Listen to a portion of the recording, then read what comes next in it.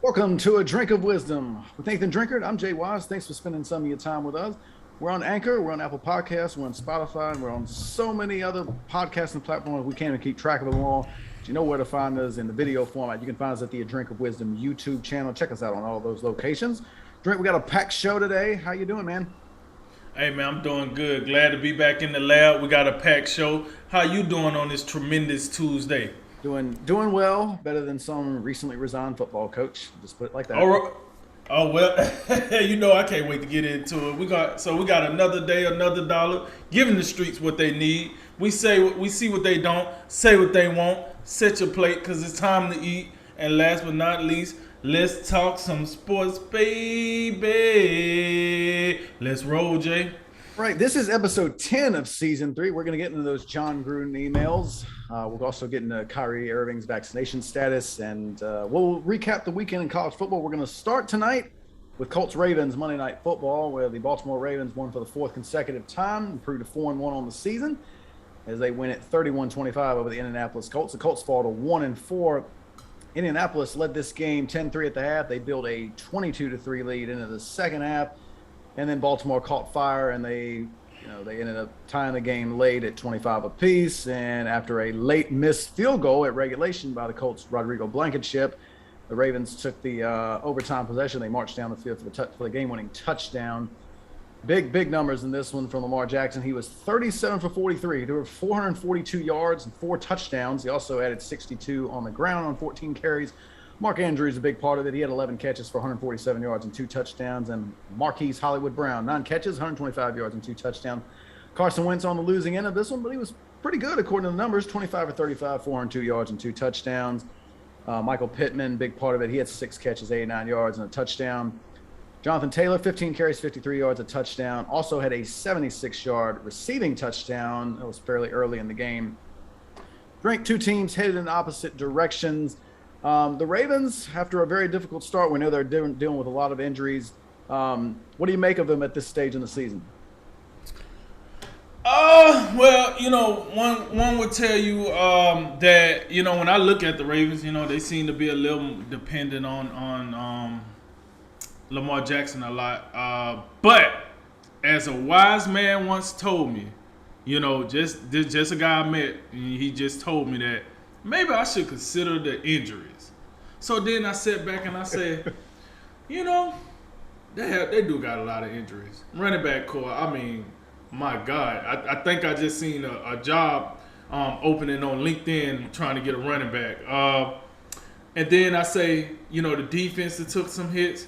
So then more I looked into it, I think about it, I'm like, well, hell, my question is, are the Ravens overachieving? Because, run game is non-existent. I was told the offensive line is still a work in progress. We know what Mark Andrews is going to give you. We know what Marquise Brown going to give you. The rest of that core is hit or miss. And then you go over to the defense side of the ball. I was told that you can run up and down the field on the defense, which I'm not gonna lie, if you kind of look at the games, you can't run up and down the field on the defense. So if we're gonna say that Mahomes get an excuse because the Chiefs defense can't stop nobody, nobody. I'm pretty sure Jacksonville can put a couple of scores on the Chiefs defense, but Mahomes is still so good that he can get them out of it. I guess I got to start looking at Lamar Jackson and saying, is he so good that he can, play with an inferior defense? Because that's kind of what happened last night. Listen, the Colts should have won the game, no doubt. Blankenship, we got to talk. But, all in all, they won the game. Why did they win the game? Because some straight brilliance by Lamar Jackson. Listen, first of all, and you mentioned this, 37 for 43 for 442 yards. First and foremost, let me tell you this. Oh, did you mention that he had no interceptions? I did not, but that's a good point. The biggest knock on Lamar Jackson is this, right, Jay? Is he can't throw the ball. We know what he can do with his legs. We know what he can do when his team got a lead. It's hard to come back on them because once they start running that ball, that time is running, right? But we always say, if you make Lamar Jackson throw the ball, you can beat them. Now, I'm not saying last night is an indictment that, oh, he figured it out. Oh, he can throw the ball when needed to. But if you're a Ravens fan, you have to be encouraged with what you've seen. Like, you have to be encouraged with that. He dropped 6 balls. Well, threw 6 incompletions, I meant to say. Right? 4 touchdowns, no interception. He had a grade of 140.5. Now think about that. This is Lamar Jackson, Mr. He only uses his legs. He's really, really fast.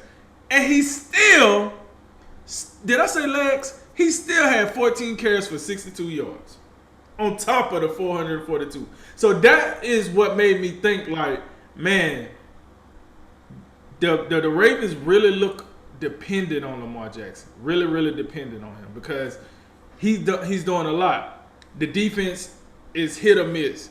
And then I look at Lamar Jackson has 62 yards. How many yards? Latavius Murray, 17. Tyson Williams, 6.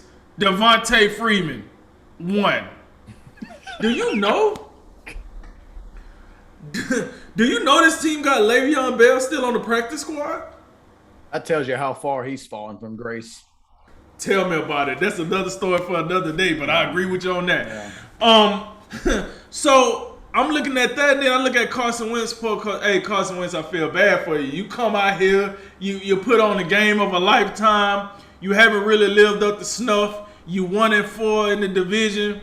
Now, you're in a division where you might get away with this 1-4 start, to be honest with you. But, you know, I look at the Colts, man. They've been getting these heartbreakers after heartbreakers. And then Carson Wentz seemed to start, he's getting healthier. He seemed to be playing a little better now. You know, he threw for 402 yards. He didn't throw no interceptions, which with Carson Wentz, you got to think the same thing. Shoo! Because we know how he get down when he start turning over the ball. You know what time it is. But let me tell you what at least a 1-2 tandem in a running back can do for you when they don't include the quarterback. So you had Jonathan Taylor for 15 carries for 53 yards, right? Then Marlon Mack came in, 5 carries for 47 yards. Even Nyheim Hines come in, he give you 18 yards and 4 carries.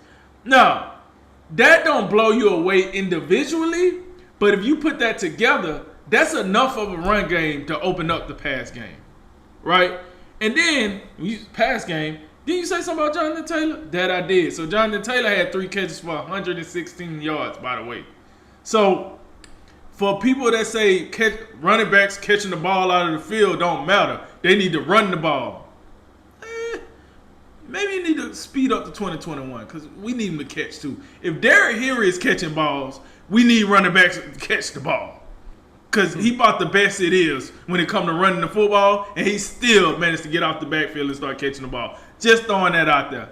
And then you see what Michael Pittman did. So I say all that to say this, to keep it short and sweet and go ahead and get out of here. The Ravens. I like what I'm seeing. My question is this. Can they sustain this without a comparable running game? I do think the Ravens are, right at this moment, they're overachieving. Because if you would have told me that the run game would look the way it looked and the defense would be as hurt as it is, I would tell you that they probably would be, 3-2 maybe? I would give you 3-2, you know. But, 4-1. And they did beat some teams. Kansas City, the Colts. Like, they ain't just out here with this run-of-the-mill, the bottom-level schedule either. They're playing some teams. They're figuring it out. I don't love the come-behind wins all the time, but a win is a win. Now, my question to the listeners and you too, Jay, is are the Baltimore Ravens overachieving for what they're doing right now? I'd say they're if you go back and look at their schedule, they're extremely fortunate right now. You think they should be 3-2 right now. They got 4 of their 5 games. You could very easily flip the script and change the L to a W or a W to an L. Week 1 against the Raiders, that's their one loss, and they should have won that game. So you flip that one. Kansas City in week 2, the Chiefs just couldn't hold the ball. The Chiefs could not hold on to the football. You got Edwards-Helaire looking like he ain't never looking like Petey from Remember the Titans. You know, like couldn't figure it out. Don't forget against the Lions, they needed a 66-yard game-winning field goal from Justin Tucker to escape with that one. They beat Denver soundly. That's the one that I wouldn't swap. But then the Colts let one get away last night. So you could very easily this could very easily be a 2-3 team. But I think at minimum, I mean, I'd say 3-2. But look, in the end, they're a 4-1 team. I think you make a great point. At this stage, I don't even know if overachieving is the right word because it doesn't feel like they're even playing that great. They just appear to be a team extremely fortunate right now, which is saying something because the first game they completely squandered that one. And now you have a situation where their luck has completely turned. I think the Lamar Jackson in this game, and really he had in the first 4 weeks, he had 4 touchdowns. He had thrown 1 touchdown in every game.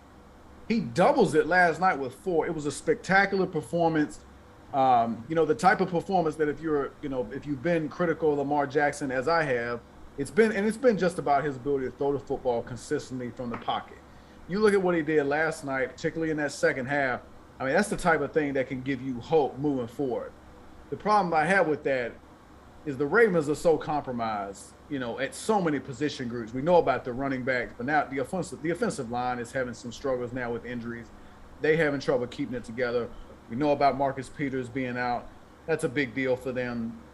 I mean, this is just one of those things where, I mean, it's going to be hard to sustain this. It's going to be really hard to sustain this because, you can't be this fortunate over and over and over again. I mean, the Chiefs, no doubt, let that game get away. Indianapolis has a chance to win this game at the buzzer. Not to mention they just blew a 19-point lead. What it does give you is it says Lamar Jackson at this level, he is capable of putting a team on his back and taking the Ravens where they want to go. That's going to be extremely difficult to continue this. And I think for this year, I think it's going to be tough for them to, win more than one playoff game with so many pieces compromised, So, but what it does tell you, Lamar Jackson, he continues to make these strides. You look at Baltimore, they got to come back next year. And I know it might seem a little premature. Maybe you get some of these guys back down the road, not the running backs, but maybe you get the offensive line back together. These receivers keep developing, and Don Martinez is able to, piece together this defense so they can do enough for you. Maybe you can do something then. But what last night shows is Lamar Jackson. He's not a guy who can just play from in front. He can bring you back with his arm, and I think that's a really key thing because you look at the other quarterbacks, the other big-time quarterbacks, whether it's Patrick Mahomes, Aaron Rodgers, Tom Brady, guys like that when they are behind, you can't relax because those guys are going to keep swinging and they're going to do it with their arm. And that's what it proved to me from Lamar Jackson last night. He has that capability as well. For the Colts, it just continues. It's a disappointment so far. But as you point out, the AFC South, I mean, Tennessee's 3-2, but I think they're 3-2, but they're not that good. They lost to the Jets. So, and we know about Jacksonville. We know about Houston. They're not that good. Don't forget, it was, Frank Reich's first year, I believe it was, with Andrew Luck. They went on some crazy 10-game winning streak. Something tells me the Colts are not done. And when you look at what Kyle Carson Wentz played last night, and he's only thrown 1 pick this year. So I don't, you talk about last year was the turnovers, year before was the turnover. Last year was just horrible. But him and Frank Reich, I know I've heard the offensive line. It hasn't been quite what we expected, but you got Jonathan Taylor, you got Hines, now you got Marlon Mack in the fray a little bit. They got some decent weapons. You get T.Y. Hilton back in this thing. You could have a good set of weapons for him. And then that defense, Eberflus he's gonna get these guys in order at some point. They don't have a lot of stars, but I think they got enough. They're kind of, to me, they're on the opposite end of the Ravens. They just can't catch a break. Last night was one of them, and I think much like I was hesitant to rule out the Steelers after their 1-3 start. I'm really hesitant to rule out the Colts even at 1-4. I don't think they're finished.